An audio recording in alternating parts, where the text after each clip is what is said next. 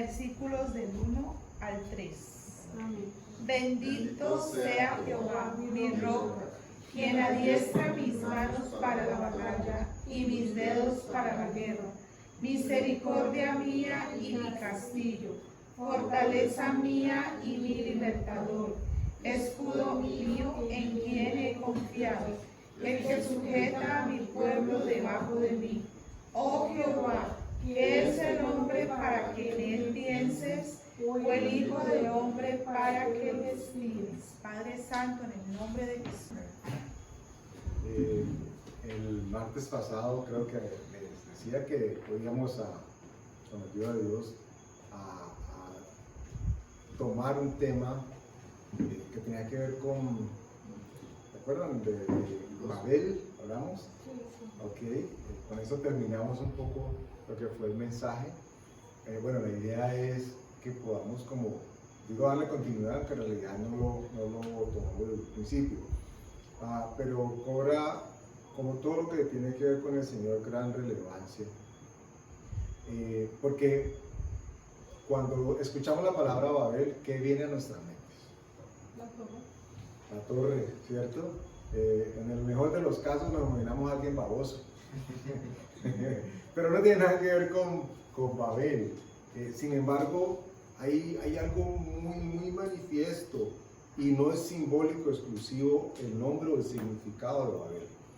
De hecho, la Escritura dice que se le da por lo que sucedió y procuraremos con la ayuda del Espíritu Santo ahondar un poco, pero también, como siempre, procuramos contextualizarlo, ¿ok? Para que nosotros o nos ubiquemos o entendamos qué es lo que sucede alrededor de eso. Bueno, en principio la Escritura define el término Babel literalmente como confusión. ¿Ok? Allí fue que el pueblo, podemos decir, de Dios, fue confundido. ¿Ok? Ahí fue que el pueblo de Dios fue confundido. Eso significa que, vamos a aclarar, me parece que es necesario mencionarlo, para que no quede la más mera sospecha de que fue Dios el generador de confusión, porque esta podría ser como la inmediata conclusión a la que nosotros lleguemos. ¿Ok? Esta podría ser sin problema, porque imagínense ustedes, a nosotros nos dicen, y Dios confundió allí la lengua ¿cierto? Y por eso se le llamó Babel. Entonces la conclusión obvia es, pues si Dios fue que confundió, entonces ¿quién fue el confundidor? Dios. Esa parece ser la ecuación sencilla. Si a mí me dicen, Martica fue la que invitó y todos llegamos, ¿y quién invitó? Pues Martica. Entonces aquí habría que señalar porque faltó el pan de bono o porque no fue suficiente buñuelo para todo el mundo, a Martica porque fue la que invitó. En este caso, la Escritura en Génesis, lo vamos a leer ahora, dice que hubo confusión, pero todo concluye después de una serie de eventos que se presentaron en donde Dios no estaba ausente. Es más, si ustedes notan, y ahora seguramente lo tocaremos, lo que estaba sucediendo en un principio era de que todos tenían unanimidad, por lo menos en la lengua, en el idioma en que se expresaba. Y pues, ¿por qué cambiar las cosas? O sea, a Dios fue el que le dio por embolatar a todo el mundo con lengua. Pero el principio es básico y lo vamos a ver. Entonces hoy vamos a estar hablando tiempos de Babel. Y teniendo en cuenta el significado que le dimos a la palabra, perfectamente podríamos estar entonces parafraseando tiempos de confusión. ¿Ok? Aclarando que los tiempos de confusión, si bien están, insisto, Dios tiene siempre el sartén por el mango, no significa de que Dios es el que está confundiendo. Aunque, ojo, por allá en la Escritura nos dice que como no acataron, por supuesto Dios no nos habla a nosotros, pero le habla al mundo, como no acataron escuchar a Dios, Dios los entregó a sus propios razonamientos. Para mí esa es una enseñanza o una escritura fundamental para entender que Dios no es el que envía ese tipo de cosas, sino que al Dios salirse de la ecuación de la vida del ser humano, vienen ese tipo de consecuencias. Eso es muy, para mí fue muy revelador y muy tranquilizador, porque yo no entendía cuando decían eso. Dios confundió, Dios hizo, pero entonces ¿hizo o no hizo? ¿Verdad? Eso es muy importante que nosotros lo tengamos guardado en nuestro corazón en un momento de explicarle a una persona incrédula que siempre le está echando la culpa a Dios porque llueve, porque truena, porque los tsunamis, porque las guerras. Dios lo que hizo fue entregar, o sea, se quitó del lado de la vida de la persona. Cuando Dios no es el dueño o el rey en el corazón de esa persona, ¿quién es el dueño y el rey? Existe Dios y existe Satanás. Y él es el príncipe de este mundo. Él reclama las cosas que son de él. Es más, sin lugar a equivocarnos, haciendo un parafraseo de lo que ha sucedido y lo que vamos a leer ahora, perfectamente podemos decir que si Dios no está, hay confusión. Eso fue lo que sucedió.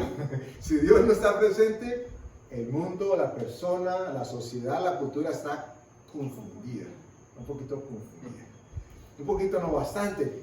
Ellos ya estaban confundidos antes de que Dios hiciera lo que hizo para que sus lenguas no fueran reconocidas. ¿Y por qué digo que estaban confundidos? Porque ellos asumieron de que podían prepararse para prevenir o que los cogiera muy bien parado un evento divino. Lo vamos a leer más rato. Ellos dicen, hagámonos una torre que llegue hasta lo alto de los cielos en caso de que seamos esparcidos por todos los confines de la tierra. O sea, ellos tenían una información, tenían algo, ya habían sido avisados, digámoslo así. Entonces estaban preparando. Y en su preparación lo que decidieron fue qué armas, qué estrategias, qué artimañas ellos podían presentar para obviar la presencia, la necesidad y la bendición de Dios en sus vidas. Entonces empiezan a construir. Hay quienes manifiestan que el primer propósito de la construcción de esa torre se da porque ellos son la generación que sale del diluvio. ¿Ok? La primera o segunda generación después del diluvio son ellos. Recuerden que fue Noé el que vivió el diluvio y son sus hijos. Lo vamos a ver ahora, sus 3 hijos, a quienes con sus nietos, los nietos de Noé, se enfrentan a esto. Es decir, que estaba caliente lo que había sucedido unos años atrás. El pueblo o el mundo había sido inundado. ¿Y qué mejor manera de prepararse ante una inundación que construir una torre que llegue al cielo? Los constructores de hoy en día se quedaron en pañales. Hoy en día hay, abro comillas, la tecnología, el conocimiento, los recursos. En ese entonces, a pico y pala, con cemento, con barro, no sé cómo, pero la escritura dice que en efecto lograron construir un rascacielos. Eso era Babel y su torre. Entonces, perfectamente podemos hablar de tiempos de confusión. Para ello vamos a ir al libro de Génesis, capítulo 10, y vamos a leer del versículo 8 al 10. Luego retrocederemos un poco, pero todo para tratar de mantener el contexto. Génesis capítulo 10, versículo 8, 9 y 10. Amén. Dice así. Génesis capítulo 10, del versículo 8 al 10. Y Cus engendró a Nimrod, quien llegó a ser el primer poderoso en la tierra. Este fue vigoroso cazador delante de Jehová, por lo cual se dice, así como Nimrod, vigoroso cazador delante de Jehová. Y fue el comienzo de su reino Babel, Erech, Akkad, Calne, en la tierra de Sinán. Vamos a hacer la primera pausa en la lectura. Dice que Cus engendró a Nimrod. Y hasta el momento nosotros, si nos hubieran soltado ahí y nos abrieran esa página y, un momentico, ¿y quién es Cus? Y ese Nimrod, ¿quién es ese man? ¿De dónde salió? ¿Ok? Y dice que llegó a ser el primer poderoso de la tierra. Y esto, por favor, les pido que lo mantengan en mente para que en perspectiva puedan ubicar personajes. Tanto que sucedió en el pasado como que toman lugar aún en este tiempo. porque dice que Cus engendró a Nimrod, quien llegó a ser el primer poderoso en la tierra. O sea, ¿quién? Nimrod, ok, fue vigoroso cazador delante de Jehová. Segunda pausa. El significado del nombre Nimrod, lo que significa, hay que hacer redundancia, es precisamente eso: cazador de alta alcurnia. Un personaje con unas habilidades superdotadas para cazar. Recuerdan que tengan siempre la perspectiva de ubicación de personajes. Cazar. Y uno inmediatamente lo asocia porque, bueno, le gustaba la caza, como el potaje que preparó Jacob para convencer a su papá.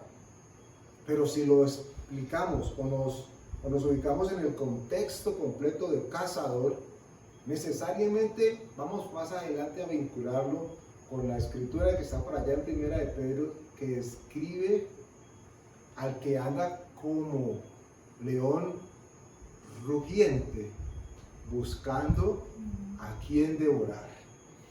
Y cuando nosotros hablamos de cazadores, hablando de los animales de la tierra, la mejor o una de las mejores exposiciones que podemos encontrar es precisamente la de los leones. Bueno, más las leonas que los leones, pero los leones, porque en realidad las que cazan son las leonas. ¿Sabían ustedes eso? Los leones ponen su porte, pero quien hace el trabajo pesado es la leona. Una pantalla. No, él hace lo suyo también, porque si no tuviera ese porte ahí, pues nosotros no le tendríamos miedo. Por eso lo ubican como el rey de la selva. Entonces, si dice que él andaba como león rugiente buscando a quien devorar, para poder devorar a alguien previamente ha tenido que ser capturado, cazado, ¿cierto? Entonces dice que Nimrod era un vigoroso cazador delante de Jehová y fue el comienzo de su reino Babel. ¿De qué personaje está hablando esos tres versículos? De Nimrod. Nos ubica y nos contextualiza en que fue el primer hombre poderoso en la tierra. ¿Ok? Luego nos dice que fue vigoroso cazador. O sea, tenía lo suyo el muchacho. Y además dice que el comienzo de su reino fue Babel. Y si Babel, como les decía ahora, nos dice ese significado de que es confusión. Y ubicamos a este personaje que fue el primer poderoso en la tierra. Y encontramos, ¿se acuerdan que Génesis antes nos ha contado la historia de qué pasó y cómo el hombre termina traduciendo o no, entregando el reino que le correspondía por herencia de parte de Dios, y lo entrega por sumisión y rendición y rebeldía a otro que después, dice la escritura, nos ubican que es el príncipe de este siglo? Y no están hablando del león de la tribu de Judá, están hablando del que como león rugiente anda buscando a quien devorar. Entonces, eso estaba pasando en Génesis capítulo 10, versículo 8 a 10. Vamos a devolvernos un poquitico tal vez, aunque está marcado allí en el capítulo 10, pero si fuéramos al capítulo 10, al versículo 1, y vamos a saltar después al 6, para que vamos como al origen de la descripción de lo que estamos hablando. El primer versículo del capítulo 10 lo que hace es describir o contarnos cuáles son las generaciones de los hijos de Noé. ¿Ustedes recordarán? ¿Se acuerdan de alguno de ellos? Sem. Sem es uno, el otro. Ham. Pues, Dice. saben mucha Biblia.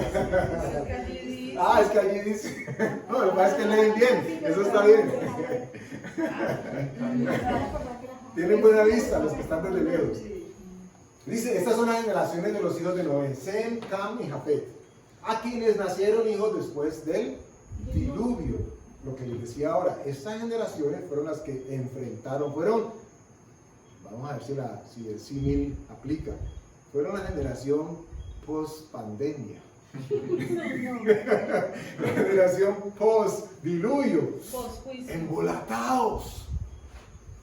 Y si no estuviéramos nosotros prendidos de Cristo, hablando de Cristo, ministrando a Cristo, muchos más de los que en este momento están formarían parte de esa generación que va a estar supremamente confundida después de lo que llamarán la post-pandemia. No se imaginan qué tanto, pero lo que han inyectado cultural, socialmente hablando, es espeluznante. Y tal vez no lo alcanzamos a percibir.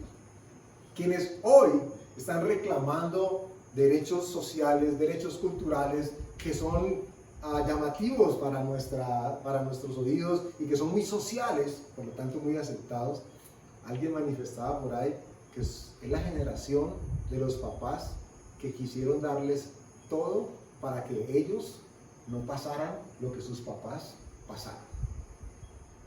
Esa generación que está entre los 25 o 35 años, una generación que sale con bastantes circunstancias. Ojo, aclaro, aquellos que no han conocido de Dios, que no han sido tratados y que su carácter no ha sido modificado por el Espíritu Santo. Esta es la generación que hoy en día está haciendo reclamaciones de todo tipo de corte socialista. Y lo social no tiene nada de malo.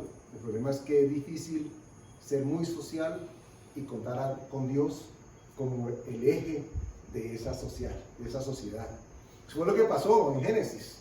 Ellos llegaron y dijeron, no, y en caso de que venga otro diluvio, ¿qué hacemos? O sea, aparecieron los que proyectaron, sacaron riesgos y planes de mejora. ¿Cierto? Los estadistas, y seguramente ya habían programas de certificación y Contec y todo ese tema. Y venga, ¿y usted qué haría? Sí, riesgos y oportunidades. El director de riesgos y desastres. Seguro. Lo que vemos hoy en día es una fiel copia de lo que pasó antes. Insisto, ellos vivieron esto. ¿Qué pasaría? Ya no, seguramente nosotros no vamos a estar aquí, pero ¿qué pasaría 3, 4, 5 generaciones más adelante? Cuando la generación post-pandemia se levante y esté en el poder. ¿Y qué dirían ellos? ¿Cómo nos preparamos para una siguiente pandemia? ¿Cómo evitamos que, abro comillas, las fake news se sigan propagando? ¿Cómo evitamos que la gente siga siendo desinformada? ¿Cómo evitamos? ¿Cómo hacemos que ahora sí todo el mundo use máscara? Ya están los millones de vacunas. ¿Cómo? Miren, ese ejercicio, hay un documento, me va a salir un poquito del tema, pero creo que lo merece. Hay un documento que se llama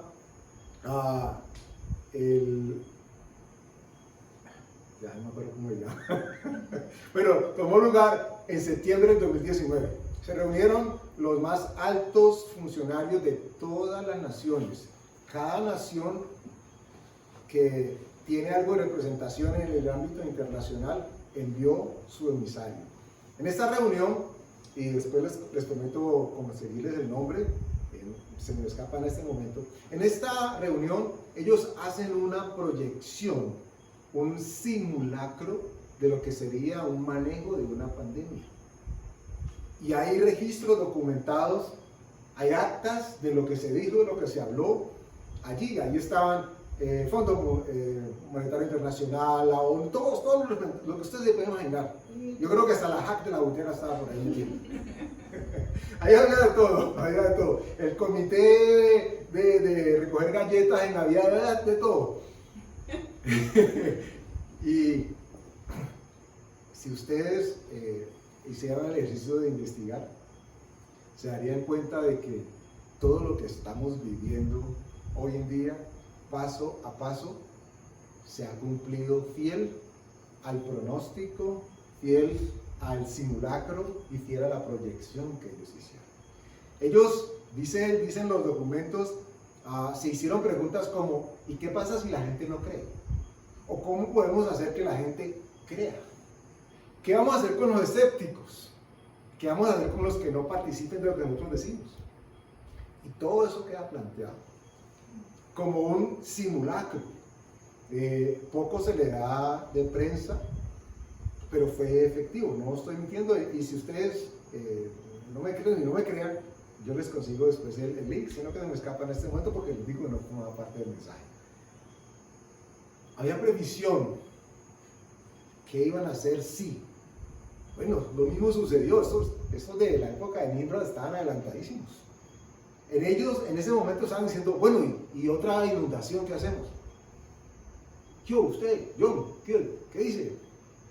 Se le regó, se desarrolló la cañería y no hay quien la tape, ¿qué hacemos? Construyamos un edificio tan grande, tan grande, tan grande, que nosotros todos nos podamos subir.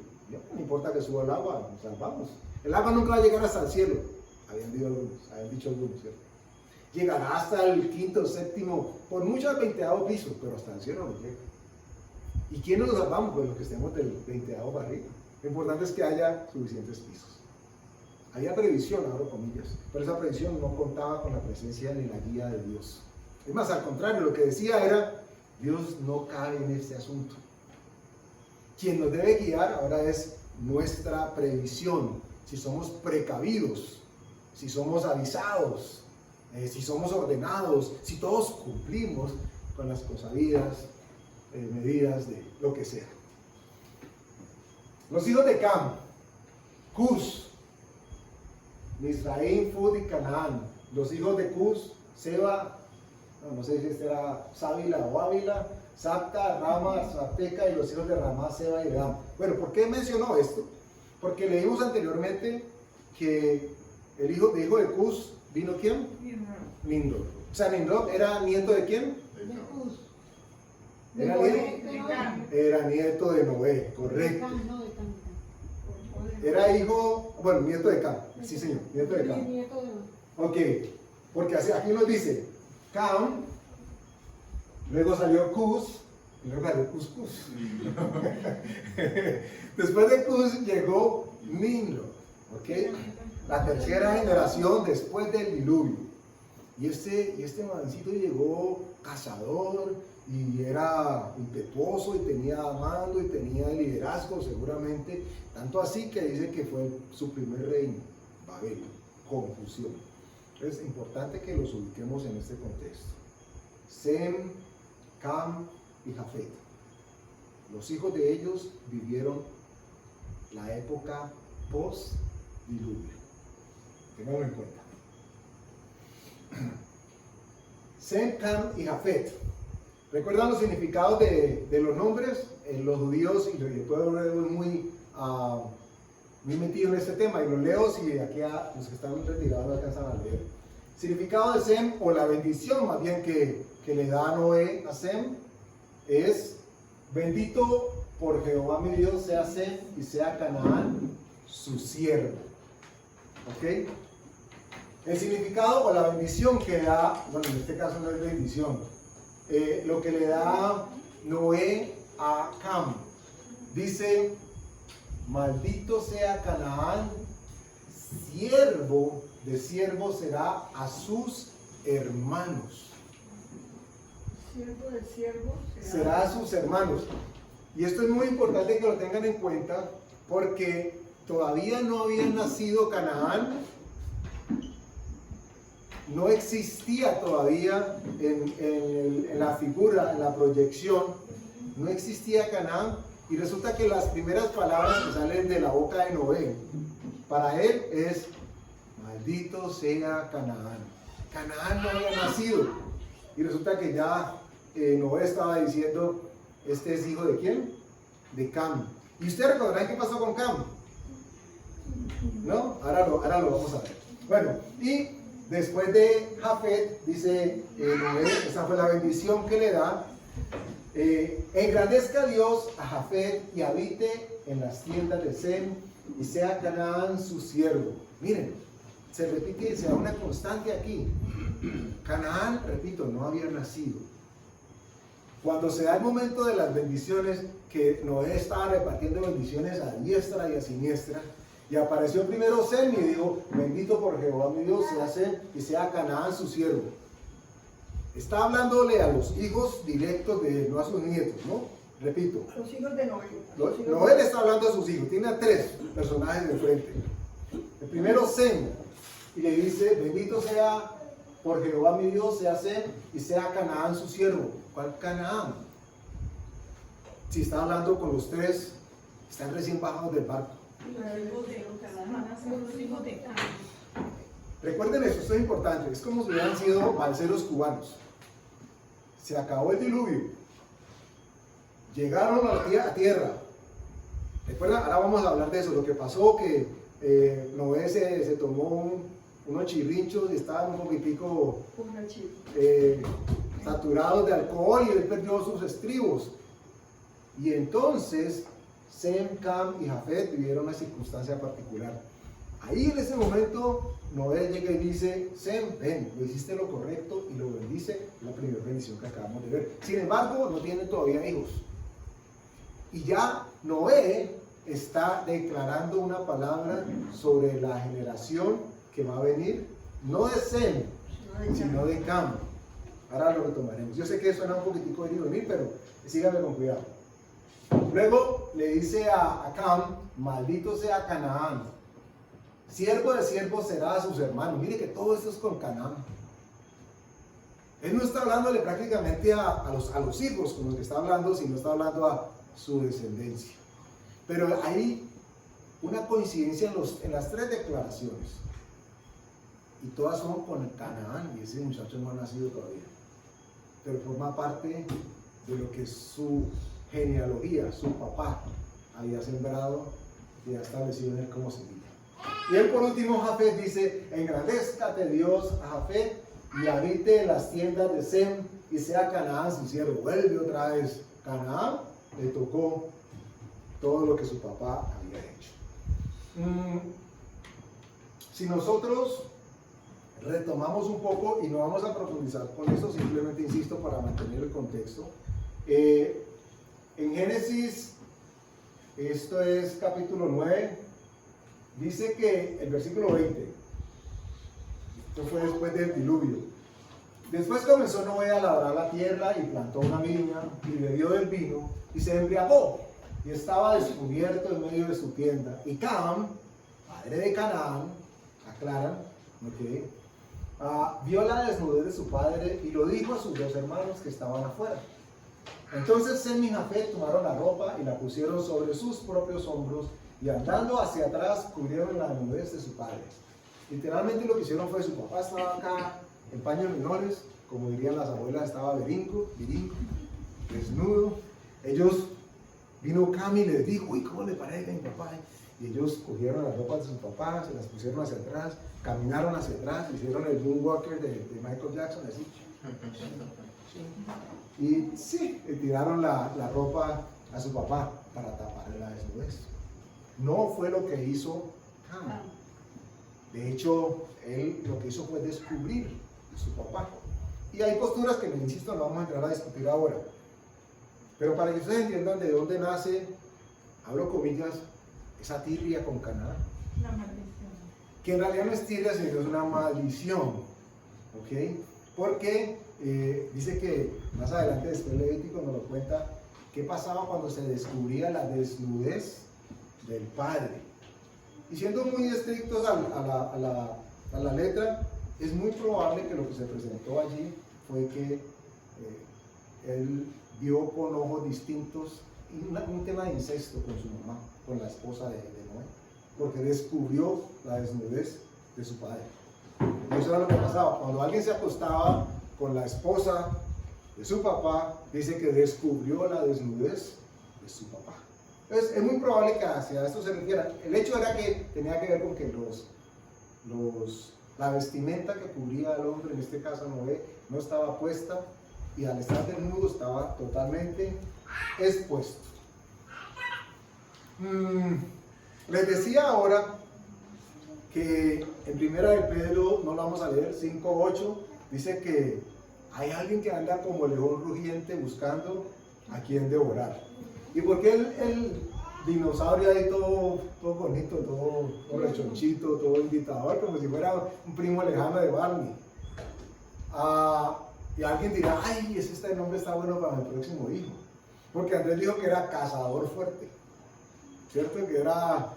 Este es un nombre para poner. No se le vaya a ocurrir, si alguien escucha con esa idea loca, digan: no le vaya a ocurrir hacer eso, por favor. Nimrod, retomo, significa ¿qué? ¿Recuerdan? Cazador fuerte. ¿Y de dónde fue cazador fuerte él? ¿En qué parte? ¿En qué contexto? En Babel. ¿Y qué significa Babel? Confusión. Confusión. ¿Y quién fue el primer hombre fuerte? El poderoso de toda la tierra. Nimrod. ¿Ok? Esto es, insisto, muy importante que lo tengan en esa perspectiva, porque la Escritura dice que fue el primer grande sobre la tierra. Y esto nos da a entender de que tenía un poder, tenía unas armas o unas habilidades que no era común ver en los demás, al punto de que se le dio la descripción, el apelativo de el primer fuerte en la tierra. O sea que no había nadie más allá al lado. Lo retomamos para que lo recuerden que lo leímos ahora. Un segundo. Y engendró a Nimrod, quien llegó a ser el primer poderoso en la tierra. Génesis capítulo 10, versículo 8. Dice que llegó a ser el primer poderoso en la tierra. O sea que antes de él no había nadie con poder. O sea que sacamos de ahí a Adán. Sacamos de ahí a su descendencia. ¿Ok? Ni siquiera Caín, con todo lo bravucón que fue, cae dentro de la descripción que hace la Escritura de ser el primer ser poderoso en la tierra. Cuando les decía que miráramos en perspectiva, cuando la Escritura nos da esa descripción, entonces, ¿quién es el ser el primer poderoso en la tierra?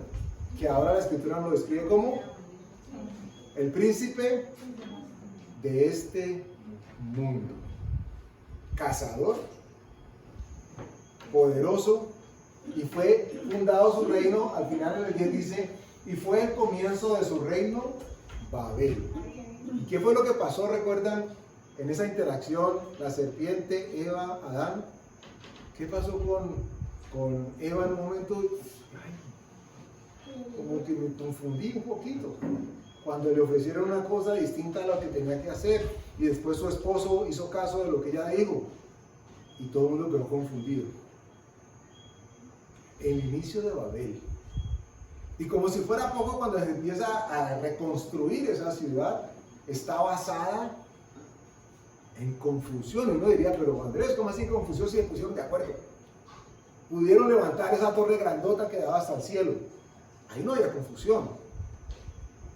Aclarando que la confusión está en que todo aquello que no nos sea guiado, que no nos sea presentado, que no nos sea revelado por Dios, le va a traer al hombre, al ser humano, confusión.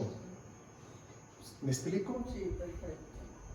Si yo creo saber algo, y como sé que sé ese algo, no necesito o no requiero o no busco a Dios, yo ya sé por primera instancia de que si llego y cumplo o busco ese pensamiento mío, voy a ser confundido. Porque si no está Dios como consejero, como revelador, entonces estoy garantizado de que alguien va a confundir. Por muy preparado que esté mi plan, y tal vez sea efectivo, porque no nos confundamos, el plan de ellos era muy efectivo, al punto de que los arquitectos, los ingenieros y los obreros levantaron la torre. O sea que como proyecto fue un éxito. Ahí no había confusión de ninguna clase.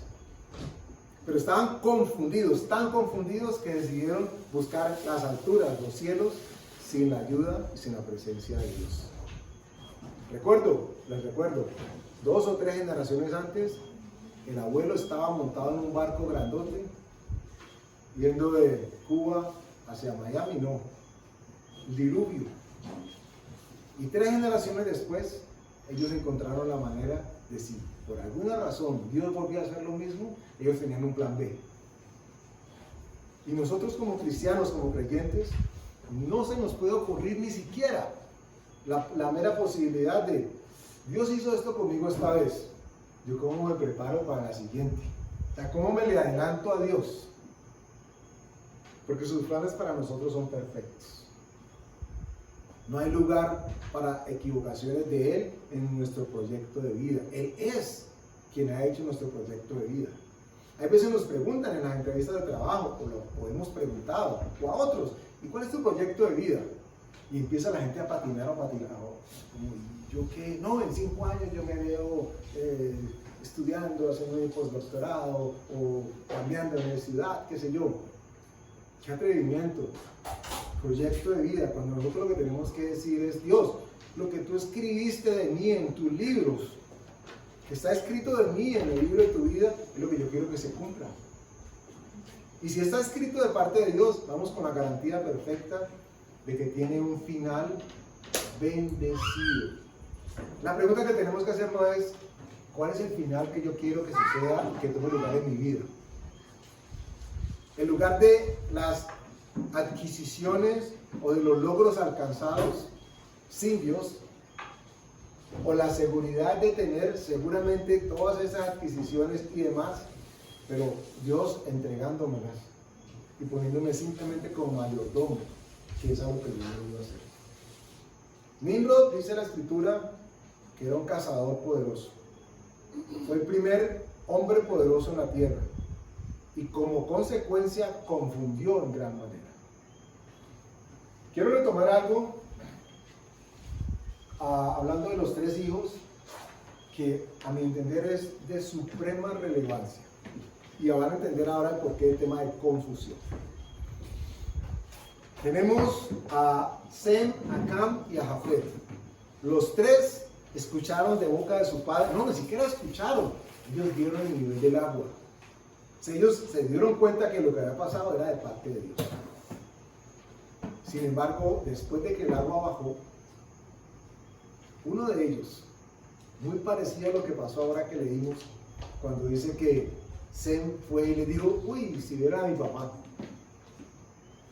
En ese momento, uno diría: pero ¿cómo se le ocurrió a este muchacho semejante cosa? Y es muy importante que ustedes lo tengamos en cuenta, que en el momento de la construcción de Babel, la escritura nos dice por texto y por contexto de que los 3 estaban presentes. Los 3 estaban allí. ¿Por qué digo que por contexto?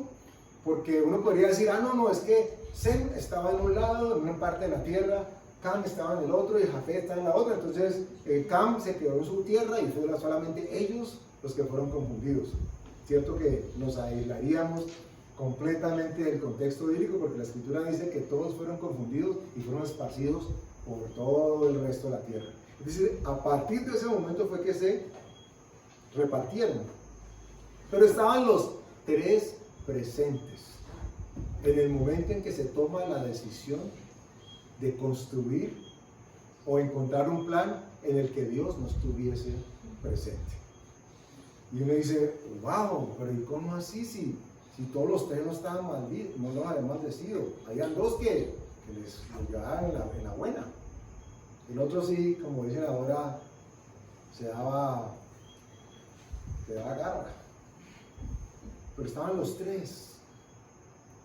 Y este fue, de hecho, el principio del porqué del mensaje y lo que entiendo de parte de Dios, quiere Dios que compartamos.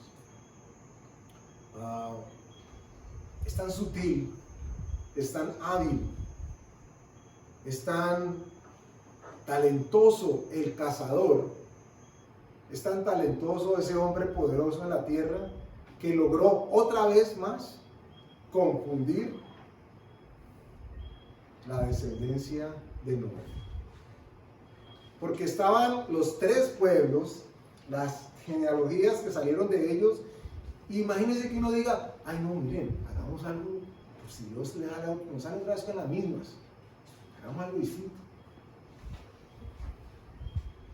Y si nos preguntaran a nosotros en este momento: ay, vení Andrés, Dios está como demoradito, está como todos los días que viene, está como demoradito, ¿qué podemos hacer? Hagamos algo. ¿Y qué tal que nosotros, como cuerpo de Cristo, como iglesia, como creyentes, dijéramos: ay, yo tengo una idea? Uy, lluvia de ideas. Y la siguiente convocatoria es lluvia de ideas para ver qué hacemos, porque Dios se demora mucho. ¿Y qué tal que, mire que suena, uno dice, nada, no me cuento, nadie lo va a hacer? ¿Seguro? ¿Seguro? Porque es que ellos estaban confundidos. Y tan confundidos estaban que llegaron y dijeron, ¡ay sí! Y lo lograron. Lograron hacer algo sin Dios, que obligó a que Dios los esparciera por todo el mundo. Entonces, ¿por qué es importante que ustedes y yo tengamos esto en cuenta? Porque nosotros somos parte del pueblo de Dios, parte de su cuerpo, su iglesia, que también está expuesta a la información, o más bien a la deformación de la información, que seguramente fue con la que ellos tres se quedaron cuando, ¿qué hacemos? Una torre, uy, vamos bien si lo hacemos así.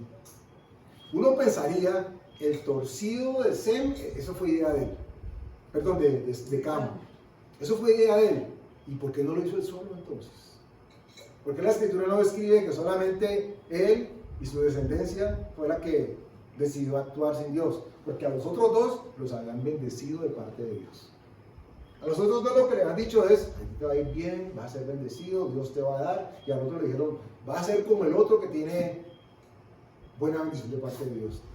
¿Y por qué los tres terminan de acuerdo construyendo algo que los aparta de Dios? Y la explicación no es otra, porque estaban confundidos. Por lo menos dos de ellos fueron confundidos. Uno, me atrevo a decir por el contexto de la palabra, que se sabía muy bien lo que estaba haciendo. Lo cual me lleva a algo para ir cerrando un poco el mensaje. Si uno indaga con los psicólogos y los que manejan los medios, hablan de estrategias de manipulación o de persuasión o de argumentación masivas para llegar a las masas. Y hay unas diferencias pequeñas, unas de otras, pero significativas.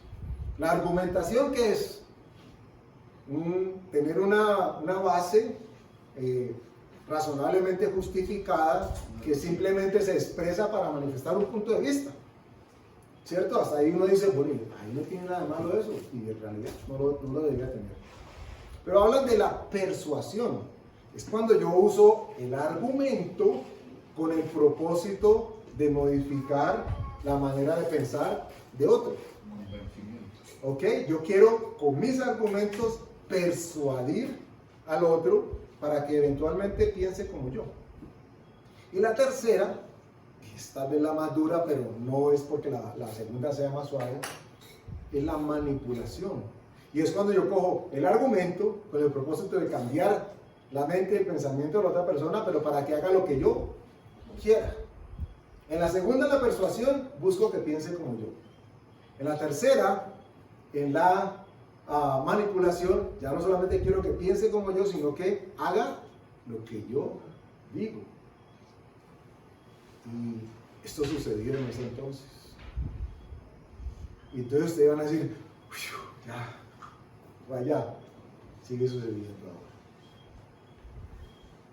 Estamos expuestos por el lugar, por el momento histórico que nos ha tocado vivir, a lo que el mundo ofrece como argumento para persuadir, buscando manipular. Y no hay otra explicación de que Sem y Jafet hubiesen estado de acuerdo en construir un arca en la que Dios, perdón, un arca no, un edificio en el que Dios no tuviese nada que ver. Fueron confundidos. Les dieron argumentos que finalmente los persuadieron y que los manipularon. Y eso nos ubica a nosotros en un contexto de ahora. He estado oyendo últimamente, bueno, porque yo creo que así es lo que así sea por información. Y hay mucho de desinformación basada en la subjetividad del pensamiento humano para tomar decisiones que después nos dicen que son científicas. ¿Ok? Ejemplo. infortunadamente o afortunadamente siempre de alguna manera caemos al mismo, pero es que el ejemplo es muy manifiesto. No hay necesidad de determinarse varón o hembra, porque en cualquier momento tú puedes definir si eres de un género u otro. Tan confundida está la cultura y la sociedad que estamos viviendo que en su mayoría ha terminado aceptando una postura totalmente antibiológica, antidios, antibíblica, anticientífica. ¿Por qué? Porque nos dicen, es que usted puede ser mujer cuando quiera, o usted puede ser hombre cuando quiera, es de acuerdo a cómo se sienta. Y hoy, a punta de lobby y pupitrazo legal, en términos de reconocimiento de derechos, la sociedad ha terminado aceptando, ay sí, eso es así, no, eso no importa que tenga pene o que tenga vagina, ¿cómo se siente usted? De acuerdo a cómo se sienta, así es usted. Y uno diría, pero ¿a quién con un pedacito de uña de tamaño de cerebro podría llegar a esa conclusión? Se quedarán sorprendidos la cantidad de pensadores, de filósofos, de todo tipo de profesiones que dicen, así es. Y no hay otra conclusión que decir, ellos fueron confundidos. De una u otra manera fueron confundidos. A tal punto llega su confusión que terminan dejando de Dios a un lado. Y se cumple la palabra que dice que a lo malo van a llamar bueno y a lo bueno van a llamar malo. Y también la palabra de Romanos 1 que Dios nos entregó a sus propios deseos, a su lascivia, a su concupiscencia. Amén. Les decía ahora que estamos en una sociedad y en una cultura babelizada, confundida, con argumentos, pero que ha sido persuadida. Y que como resultado de esa persuasión, ahora puede ser manipulada. Y siempre se lo digo con esta énfasis. Ustedes y yo, hermanos y hermanas en Cristo Jesús, miembros del cuerpo de Cristo, no nos podemos dar el lujo de decir, no, a mí sí no. A mí no me confunden. Yo me la sé todas y una más. Y la que no me la invento. Nosotros tenemos que estar reconociendo en todo momento la dependencia que tenemos del Espíritu Santo para que nos lleve a toda verdad. No nos podemos dar el lujo de decir, no, eso a nosotros ni siquiera se nos acerca. Lo glorioso es que se nos acerque y ni siquiera nos demos cuenta, qué bien, porque eso nos coge bien parados con el Señor. Pero de que la gente está dispuesta a ser confundida con los argumentos que el mundo expresa en estos momentos, es una verdad. Y qué peligrosa cuando toma lugar. Porque la gente va a hacer lo que otros dicen que hagan, como dicen que lo hagan y cuando digan que lo hagan. Y eso se ve en todo, en la moda, se ve en las necesidades que le crean al ser humano, sabiendo que pues sí, que no las necesita, crea la necesidad de un carro, de un televisor así, de unos zapatos así, del perfume, del cuerpo, del pelo, o sea, crean la necesidad, la tiran como bomba y entonces ya todo el mundo piensa que de verdad necesita eso para estar bien. Y no es así, para nada es así. Quiero compartir a manera de finalizar un video simplemente explicativo. Es cortico, dura 2 o 3 minutos tal vez. Ténganme paciencia mientras acomodo esto. Pero que va a ilustrar, espero, acabando ya, uno diría, esto es anecdótico, y sí, eso es alguna chanza que le pueden hacer a cualquier persona, ojalá no obedeciera a ninguno, pero es el día a día que experimentamos todos los seres humanos que estamos vivos en la tierra, que estamos expuestos a las ideas de otros y ahora más que nunca con la presión mediática, cultural y social que hay para que todos pensemos, hablemos y digamos que estamos de acuerdo con lo que otros dicen. Miren ustedes que en el ejercicio el muchacho empieza a mirar a todos como que, pero yo lo veo rojo, porque al contrario verde. Y llega un momento que para encajar, para pertenecer, para no ser señalado o señalada, deciden muchas personas ir conforme a la corriente. Y esto manifiesta un tema de confusión, porque la gente está tan confundida de a quién seguir que no sabe a quién debe seguir. Ella termina haciendo una definición con el psiquiatra, psicólogo Nietzsche, que se queda muy corta porque ubica al ser humano entre los que son fuertes y hacen lo que quieren y los que son débiles y hacen lo que otros dicen. Y en realidad omite a la más importante, que es aquellos que tenemos un Dios a quien seguimos y por quien nos dejamos guiar.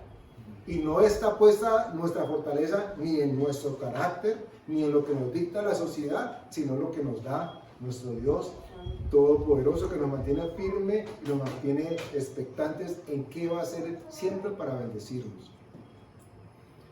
Importantísimo a ustedes, no solamente a los muchachos, porque normalmente dirigimos este tipo de cosas hacia los jóvenes para que no sean impactados o movilizados por los medios o por la presión social, pero es que nos aplica a nosotros también. ¿Hasta qué punto estamos dispuestos a encajar y por lo tanto a conceder sobre cosas que no son lo que Dios dice que son? Muy importante, para que no formemos parte de esta sociedad babelizada que está bastante confundida, llamándole a lo malo bueno y a lo bueno malo. Y uno diría, uy, pero es que esa gente de Babel sí era bien tesa. No, ahora es peor todavía. Ahora es peor. Los días, dice la Escritura, son como dice la Escritura. ¿Recuerdan ustedes cuando el Señor Jesús en Mateo 24 está haciendo referencia a la respuesta a la segunda venida? Dice que será como los días de ¿qué? De Noé. ¿Y qué pasaba en los días de Noé? No solamente el diluvio, porque Noé todavía estaba vivo cuando esto está pasando. Había confusión.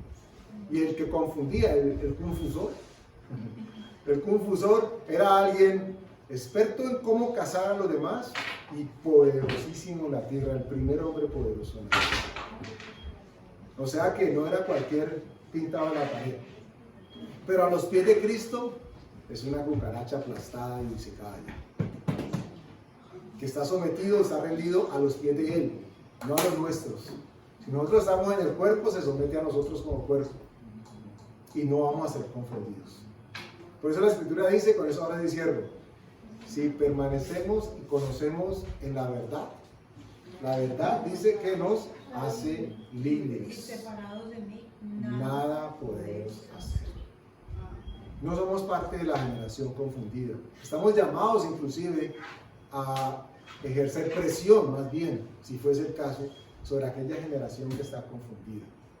Por eso, más que nunca, Dios nos llama a nosotros, sus hijos, a estar firmes, como nunca antes lo hubiéramos estado. arraigados y cimentados en amor y en su fe. Porque la presión mediática es gigante. Y recuerden lo que pretendían. Argumentar, y el argumento es válido, sólido. Todos tenemos argumentos, aún desde el cristianismo tenemos un argumento sólido. Cristo murió por nosotros y por lo tanto por eso tenemos acceso a la salvación. Ese es nuestro argumento. Pero si yo hago uso de ese argumento para persuadirlos, para que ustedes piensen como yo pienso, entonces estoy diciéndole al Espíritu Santo, déjame este a mí. Tú ya hiciste 10, déjame uno a mí, me toca a mí. Yo quiero. Entonces yo empiezo a hacer uso de un poco de maravales para que sean persuadidos. Y acto seguido lo que va a suceder, si yo caigo en la tentación, es que va a haber una manipulación. Los persuado para que haya identidad y luego para que yo tenga poder sobre ustedes. Y cuando digo yo, por favor, no me miren a mí, no me estoy ubicando, simplemente es primera persona. Hablo de aquel que tiene el argumento y que sabe cómo presentarlo y expresarlo. Por eso se dan las falsas doctrinas, por eso aparecen esos hombres que buscan que los sigan a ellos, por eso mencionan que son Dios o que son Jesús, utilizan ese tipo de cosas. No somos una generación confundida. Nosotros, no porque seamos non plus ultra, porque tenemos al Espíritu Santo.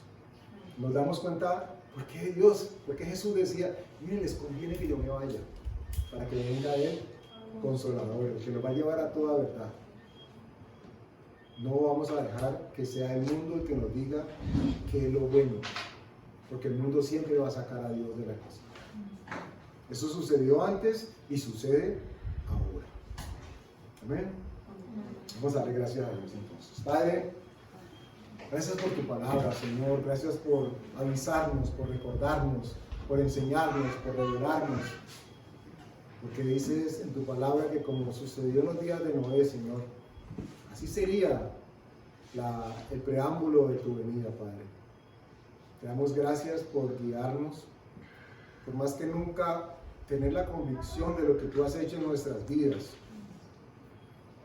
Acceder al conocimiento que has puesto en nosotros por medio de tu palabra, porque tu Espíritu Santo a ello nos convoca, para que no cedamos ante la tentación de nuestra carne, que nos moviliza, Señor, o que quisiera movilizarnos a encajar con el mundo.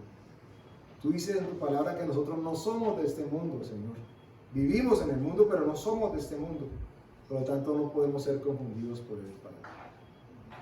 Nuestro lugar de residencia lo tienes ubicado para nosotros en lugares celestiales. Allí no hay confusión, Señor. Gracias por tu Espíritu Santo que nos lleva y nos trae a toda verdad. Ayuda, Señor, a que estemos firmes para que podamos darle la mano a otros y aumentar tu firmeza en ti, Señor. Te damos gracias en el nombre de Jesús.